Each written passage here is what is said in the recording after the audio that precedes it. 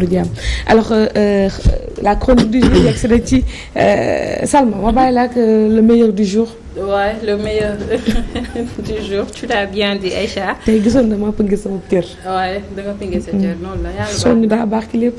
Ouais, mënut a ñàkk, c'est très bien. dañuy liggéey ñun. dañuy liggéey wallaay mi ngi noonu. alors c'est du sérieux. C'est du sérieux. Oui. Doy caaxaan. ne l'oublie pas. mi ngi noonu d'autant plus que qu'aujourd'hui on a Georges Nesta en face war a waxtaan ci ay ponk yu am solo ci li ñeel actualité donc ñu war a wax ci ñaari point ñeel affaire Ousmane Sonko donc mu daal di intitulé sujet yi affaire Sonko à quoi doit-on s'attendre la candidature de Sonko ne sera-t-elle pas compromise di benn question bu nga xamante ne moom mu koy posé bu ñu ci noppee aussi dinañu évoquer cette course au dépôt de la caution alors que certains candidats n'ont même pas encore le nombre de parrains exigés donc mais Aïcha mën nañu commencer d'abord par l'affaire Sonko Georges Nesta ni ki démb gis nañ nag ni que procès bi nga xamante ni avocat Ousmane Sonko yi ñoo dogaloon recours li nga xamante ne li ñeel radiation Ousmane Sonko ci fichier électoral bi la mais finalement ñu daal di délibérer yëf yi pousse ko ba le 14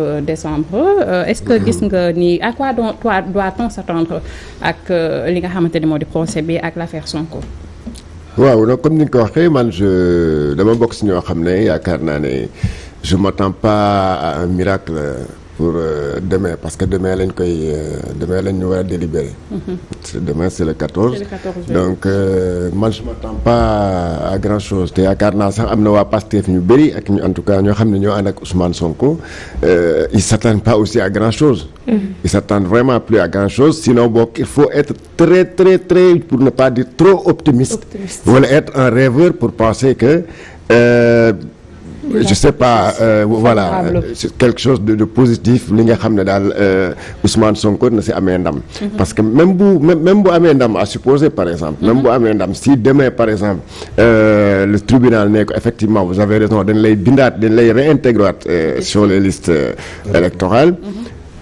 Demain c'est le 14 nous serons à 12 jours de la clôture des dépôts des candidatures au niveau du Conseil constitutionnel. Prévu le 26 décembre. Ouais, donc 12 jours aussi donc 26 décembre demain c'est le 14 12 jours moins des.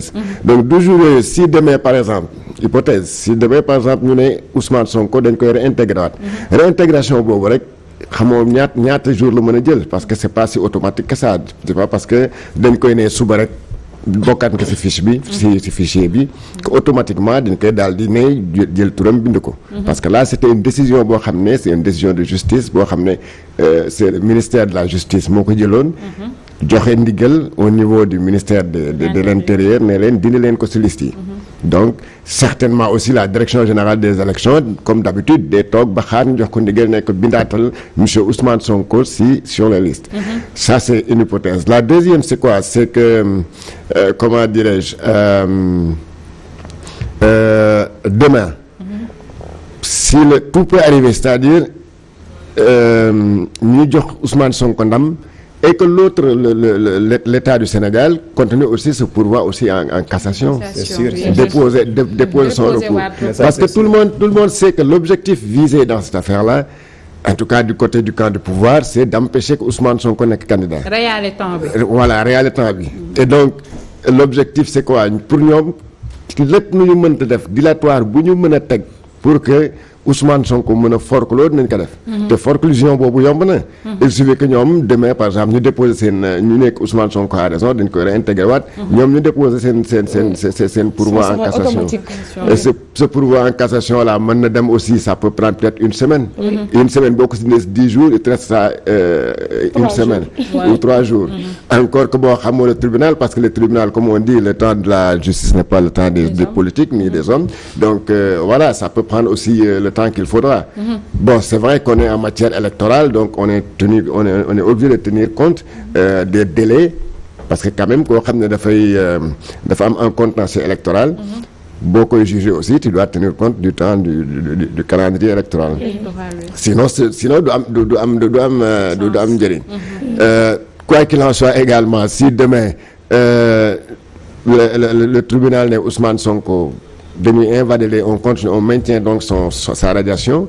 Ce qui est sûr, c'est que ces avocats aussi vont déposer un recours. Donc tous les recours viendront de deux côtés. Et quoi qu'il en soit, donc la finalité sera donc, ou bien même au bout du compte, sera sa forclusion finalement. Sa forclusion, mais est-ce que waa Pastef ils sont pas déjà conscients de ça?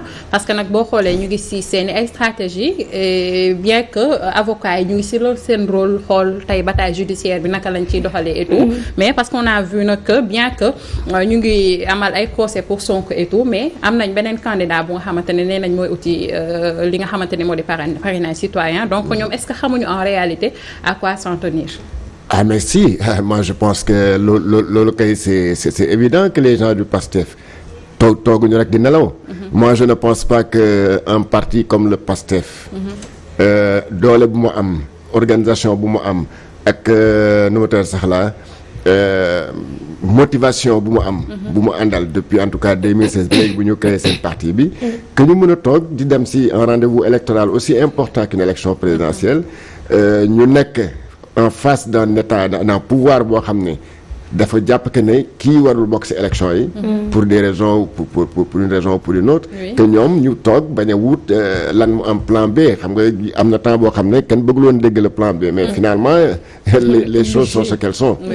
Bon maintenant effectivement ils ont préféré le parrainage citoyen pour Bassirou Diomaye, mais il reste aussi un autre type de parrainage, c'est-à-dire le parrainage des élus. Tout le monde sait que le PASTEF a plus de 14 députés. Ils ont besoin de 13 députés. Donc si demain, par exemple, entre-temps, Ousmane Sonko est réhabilité et réintégré, maintenant, il n'aura même pas besoin d'aller chercher un parrainage citoyen, de le parrainage de ces élus-là. Donc là, également, je crois que c'est une bonne stratégie de toute façon, parce qu'on ne sait pas de quoi demain sera fait, mais encore une fois, dañu réserver seen parrainage des élus boobu certainement pour Ousmane Sonko ou bien pour un autre. Pour un autre parce que même bu fekkee dañ ko réserver pour Ousmane Sonko est-ce que du benn genre ndëgg sërëx bu ñu koy tegal rek bu ko defee ñu yàqal ko parrainage yooyu noonu après demaat ba ci biir kalewaat ko pour une autre raison. Oui mais moo tax ne la les gens de Pastef ils doivent s'attendre à tout. Ils doivent s'attendre à tout parce que encore une fois ils sont en face. Ils ont en face des gens yoo xam ne c'est-à-dire un pouvoir boo xam ne dañ leen ne yéen doo leen dem élection. doo bokk. te ñoom am na si ñoo xam ne dans le au pouvoir yematuñu sax si Ousmane Sonko wala si Bassirou Diomaye mais pour ñoom képp ku bokk Pastef rek toute personne qui se réclame de Pastef ñu faagaagal la ba doo mën a bokk si élection yi. Donc dans ce cas-là il va falloir donc faire avec et voilà multiplier les stratégies et comment dirais-je multiplier les stratégies. Pour faire face pour pouvoir aller jusqu'au bout. Oui mais est-ce que c'est pas un peu dommage aussi dans un état de droit ñu toll fii mu mel ni que muy man di yow di ñu entre tous les Sénégalais jamono ji dañu d'accord état bi nee na Pastef du bokk.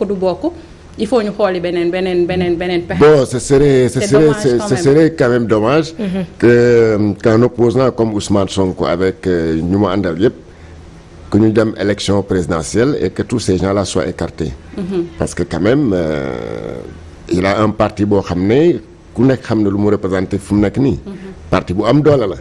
tey je sais que bu fekkoon ne Ousmane Sonko bokk na ci élection yi c'est fort probable qu'avant même midi qu'il gagne les élections au premier tour. Ça c'est très possible. Et donc bon voilà bu fekkee ne am na mbooloo moobu am na ñu mu àndal am détermination boobu. ñu dem ci élection boo xam ne ñooñu ñëpp dañu leen ne duñu bokk. Tu verras peut-être le jour des élections avec un taux de participation très très bas. Parce que am na ñoo xam ne dañu ànd ak moom tey même si à supposer que par exemple Ousmane Sonko ne man bokkatuma dañ ma éliminer. mais di voté leen pour diw am na ñoo xam ne seen projet Ousmane Sonko la. tu as vu donc loolu mën na impacter négativement sur le taux de participation des élections parce que am na Sénégal yoo xam ne dès l'instant que bu ñu nee kii bokkatul dañuy décourager. Et là on risque d'avoir un président boo xam ne dinañ ko élire mais un président qui sera élu par défaut parce que ce sera pas la majorité des Sénégalais qui auront voté pour lui. C'est peut-être quelques Sénégalais ñoo koy voter naturellement. Mais là quand même serait dommage. Pas pour parce que là il se posait un problème de légitimité pour même ce président élu.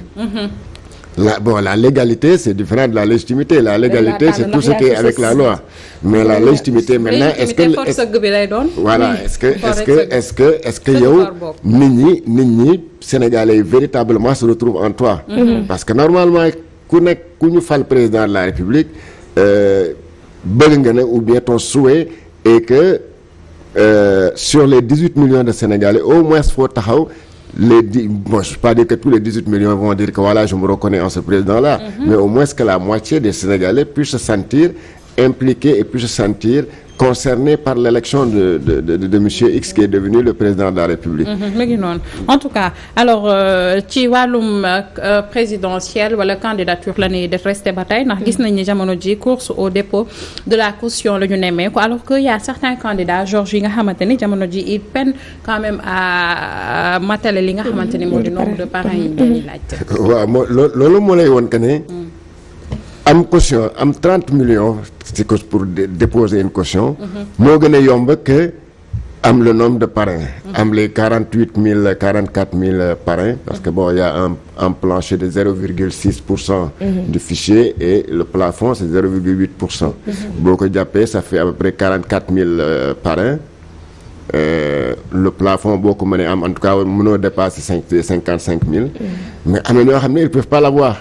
C'est-à-dire seen invité léegi mu ngi ko doon wax effectivement c'est très simple nga yor sa feuille nit ñi di ñëw di signer di ngay remplir d'ailleurs da ngay dégg ñëpp tout le monde fu mu nekk nii koo laaj mu ne am naa déjà les parrains nii da la wax ay 4 millions nii da la wax na ay 1 million nii da la wax ne am naa 200 000 et cetera et tout le monde sait que loolu boo defoon le cumul de tous ces chiffres là déclarés mais on dépasse largement les 7 300 000 qui sont sur le fichier électoral ou bien même la population sénégalaise naturellement. Oui. Alors que tout le monde sait que c'est pas les 18 millions de Sénégalais qui sont sur le fichier. Il y a que 7 300 000 ou 400 000. Donc chiffre gars yi di joxe nii yëpp dafa ëpp. Mais bon de toute façon loolu yëpp c'est une bataille psychologique parce que ku nekk yaa ngi bëgg a wane ne que man en tout cas man j'ai bouclé mon parrainage gars yi Sénégalais yi ànd nañ man les Sénégalais ont validé ma candidature moo tax ma am le nombre de parrains. Mais dans la réalité c'est pas ça. Dans la réalité c'est pas ça. Maintenant am na si ñoo xam ne naturellement dañuy daal di njëkkante parce que ils ont annoncé qu'ils étaient candidats depuis longtemps. lijjante nañu seen 30 millions dem nañu caisse dépôt moom du la laaj ana sa parrain yi. da ngay ñëw rek ñu jox ko sa chèque mu defal mu jox la quitus. jéemul xool ndax sa parrain mat na jéemul xool ndax yow sax l'essentiel daal parfois sax du ñu xool ndax tu es sur le fichier électoral l'essentiel c'est que daal sa fiche de parrainage voilà donc ñooñu ce qui est sûr c'est que il ne perd rien de toute façon. Parce que sera après pour dire que oui pourtant déposé woon naa sama caution mais si cela dama dem conseil constitutionnel mu invalidé ma. loolu yëpp bon ay dóor la rek quoi. mais est-ce que waruñu woon a def de sorte que balaa ngaa déposer sa caution nga andi sa ay parrainage ñu valider ko ba pare nga soog a yóbbu sa caution mais déposer caution nii pour après ne am naa quitus alors que yow. sa ay parrainage c'est parce que. Bon c'est la loi qui est électorale qui est comme ça c'est-à-dire loi bi moo ne pour nga dem conseil constitutionnel pour nga déposer sa fiche de parrainage ak sa candidature quitus bi dafa war a bokk ci dossier bi donc naturellement donc il faut forcément balaa ngay dem au conseil constitutionnel nga yóbbu je veux dire un problème de réorganisation xoolaat naka lañ koy doxalee. oui bon peut-être ça à l'avenir et de voir comment le faire mais de toute façon l'essentiel est que yow man j'aurais même préféré par exemple ñu ne pour ñu wàññi le nombre de candidats désormais bon la prochaine élection par exemple ñu ne képp koo xam ne ñëw nga pour retirer sa fiche de parrainage mais nga bàyyi la moitié de la caution c'est-à-dire nga teg au moins 15 millions sur la table en attendant bu fekkee ne wut nga ay parrain amoo tu perds la caution tu perds la moitié de cette caution là donc loolu xam naa bu ñu ko defoon moom gars yi du ñu bëre ni ils seront pas 260 et quelques candidats mais bon ñooñu de toute façon ils n'ont rien à perdre boo déposer tes 30 millions à la caisse de dépôt et consignation nga dem conseil constitutionnel écarter ce dossier dañ la woo rek ne que kaay jël sa xaalis donc ñoom bon ça ils n'ont rien à perdre l'essentiel pour eux c'est de dire que voilà ils vont se positionner di nga gis ñoo xam ne la majeure partie ils vont aller rejoindre Amadou Ba d'autres vont aller rejoindre Khalifa Sall d'autres aller Déthié Fall etc. parce que ça c'est juste tout le monde connaît cette stratégie là maintenant quoi. D'accord en tout cas peut-être point voilà. waaw yàkkal ma alors xëy na rapidement ñu wax ci actualité bi ñeel maître Moussa Diop ci coowal jamaa bi comme ni ma ko doon waxee démb ndekete Sénégal yàlla dañoo beral loxo am nañ gaz am pétrole ñu ne déet waaye ndekete am nañ or jamaa bu ñu yóbbul woon histoire bi ba nga ko déggee gëm nga ko gëmoo ko ndax est-ce que yaakaaroon ni aussi am na quelque chose qui se cache derrière. Bon xam nga avant maître Moussa Diop di ko wax am na benn ministre conseil de Macky Sall. Bougane l'avait dit mais il y a un conseil du président un ministre conseiller. Je crois c'est Arona Ndofène Diouf su ma juumalee. ok mos na ko wax.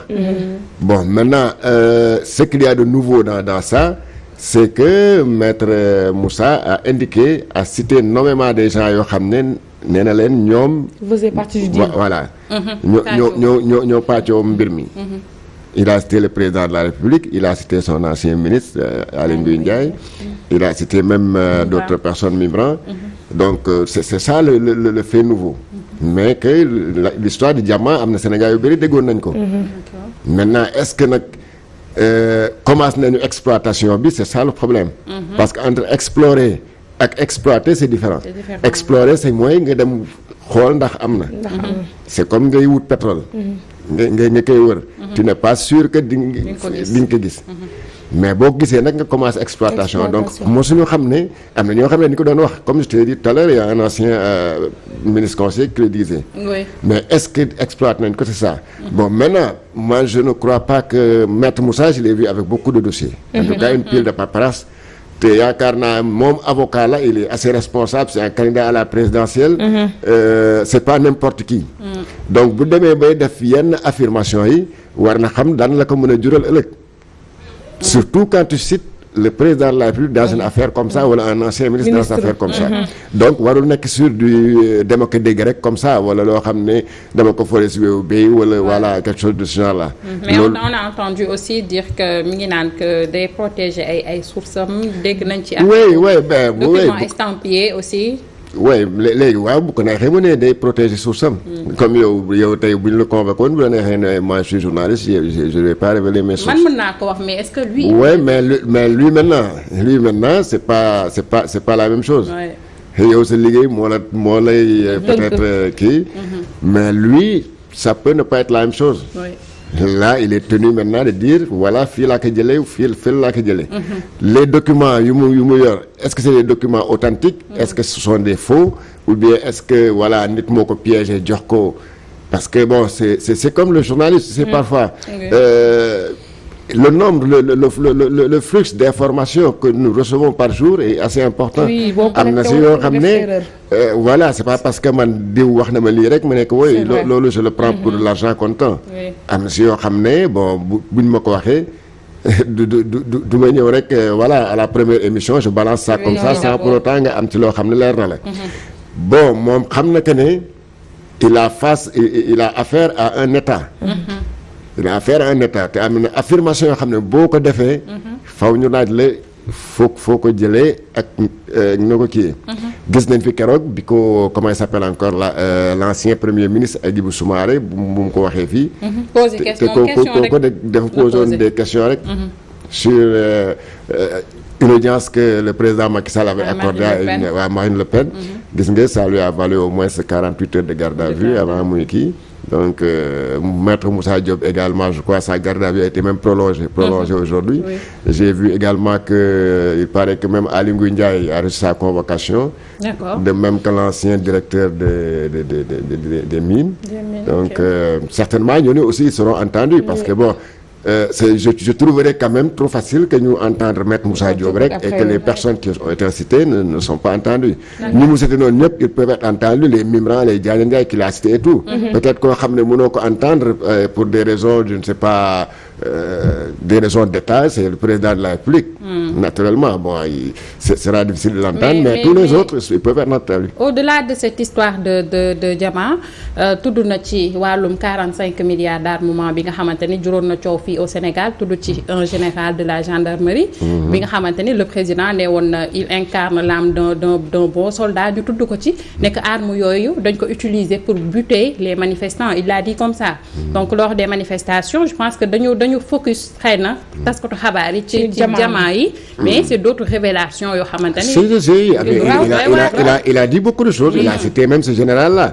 Il a parlé de ces armes-là également. Qui est censé être le meilleur. Oui, bon, en tout cas, donc bon, ça c'est la responsabilité de celui qui a avancé ces propos-là.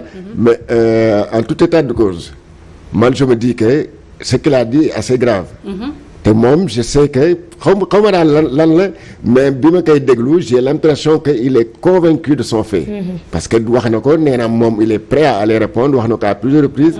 Qu'il connaît les risques. yu muy jël qu'il est prêt à aller répondre bu ñu ko convoqué qu'il est même prêt à aller en prison donc voilà ça doit pas être des trucs à prendre à la légère. Maintenant man daal toujours encore je me dis que. Papier yi mu yor noonu fan la ko jëlee est-ce que c'est des papiers authentiques? Oui, c'est ça. Parce que aussi quelqu'un peut aller te photocopier des trucs des paperasses comme ça jox la nga yaakaar na lu yow téye nga si lu dëgër fekk c'est pas des trucs. paperasses Georges mën nañ la ko jox yow ñu permettre mais maître. waaw mais encore que même ces papiers là. am na nu mu demee sax bu ko yóbboo fële. mën nañu ko se créer le problème pour recel de documents administratifs. Oui, c'est ça la bëggoon wax chose que risque-t-il oui, bon là maintenant s'il brandit ces papiers là ñu gis que ce sont des papiers authentiques. On peut le poursuivre pour recel de documents administratifs. Mais là aussi ça va boo ko poursuivre pour recel de documents administratifs tu es en train de crédibiliser le fait des propos qu'il a avancés parce que boo jàppee ne lii c'est des documents administratifs tu reconnais que c'est des documents officiels donc ça veut dire que il y a quelque chose qui est constant. Donc là c'est ça c'est un couteau à double tranchant. Donc poursuivre que pour ça ce serait aussi lui donner raison. Merci Georges Nesta Diop les chroniques de Nesta comme tous les mercredis moom nañu ko trop et vraiment revenir que en force. jaajëfal bu baax a baax Selma Ibrahima Fall. C'était intéressant ñu koy jaajëfal bu baax di ko jox rendez-vous semaine prochaine. Quant à moi demain incha allah ñu daal di dikkaat rek wéyal liggéey bi. Incha allah rabbi jaajëfal mbokk yi yéen itam ci topp geeg teewlu gi depuis 6h excusez-moi 6h40 ba tey ñu ngi woon ak yéen doon leen gunge ci